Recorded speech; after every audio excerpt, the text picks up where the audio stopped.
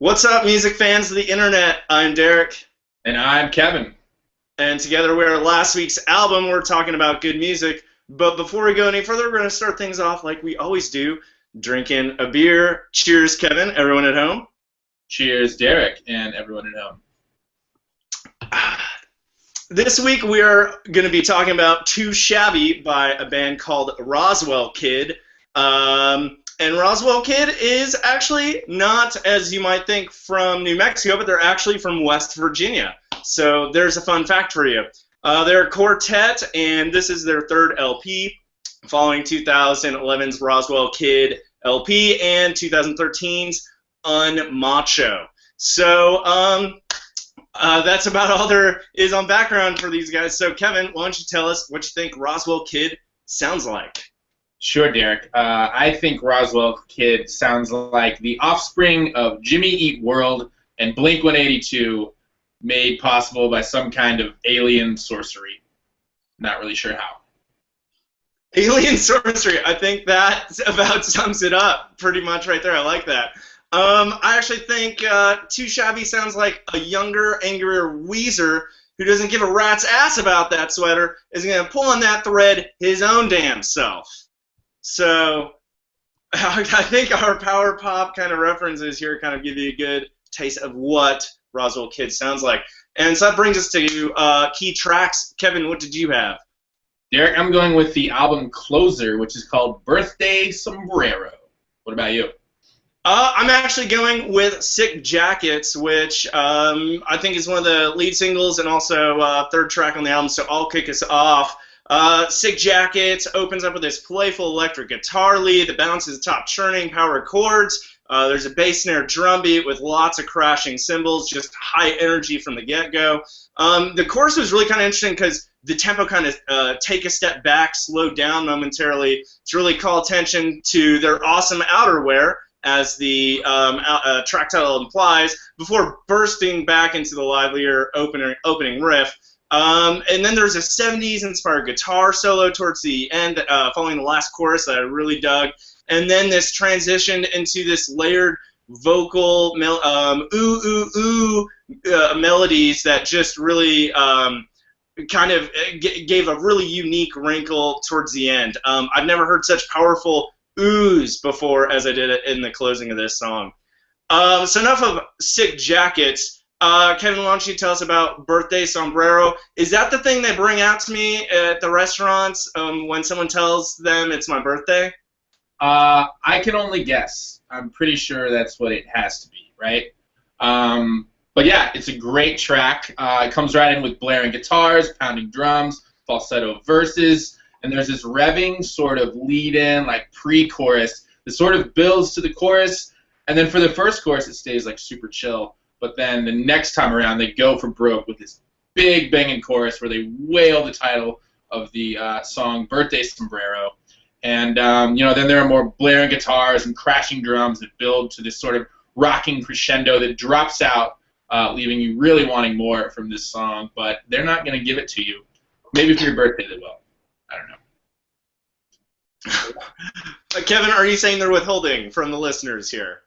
They might be. I don't know. It's just one of those great tracks that ends too soon. You know what I mean? Yes. Yeah, totally. I know what you mean there. Thought that kind of throughout the album. But that brings us to Best Lyric. Kevin, what did you have? Derek, I am going with a Best Lyric from your key track, Sick Jackets. It's actually the chorus, and it goes, I don't really care if they understood. It's stupid if we're pissed because they should. At least I know we gave it all we could.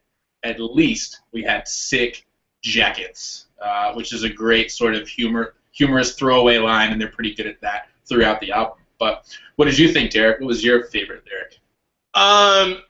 Kevin, before I go any further, I just want to say that music video was cool. If you check it out, especially if you're into mimes that drop electric guitar solos on soccer fields erupting with fire and lightning strikes. So you should definitely go check that out.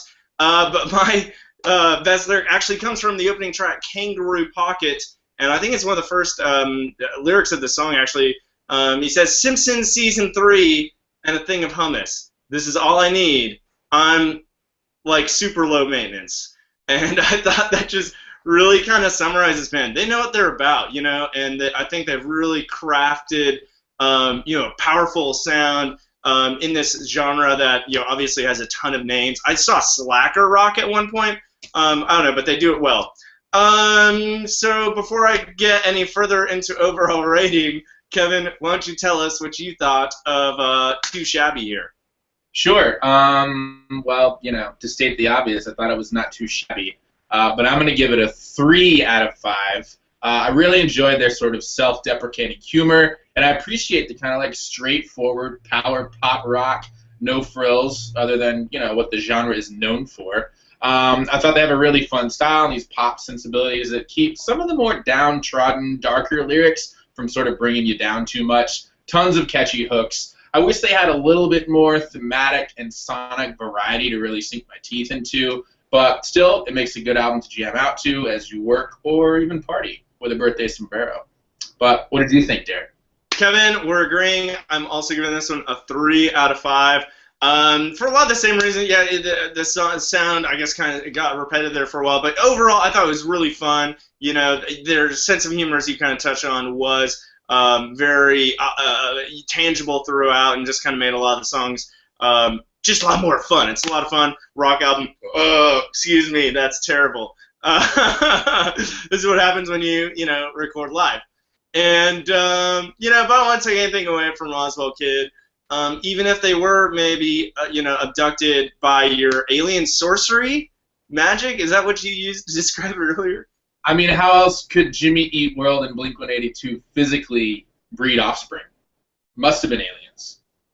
Yeah, there's no other, explanation. So there you have it. Alien sorcery, Rozwell Kid, Too Shabby, Not Too Shabby, out of 6 out of 10 from the both of us combined. So there you have it. You need to go check this out, especially if you're looking to just have some out-of-this-world fun, or maybe in-this-world fun in New Mexico, by way of West Virginia.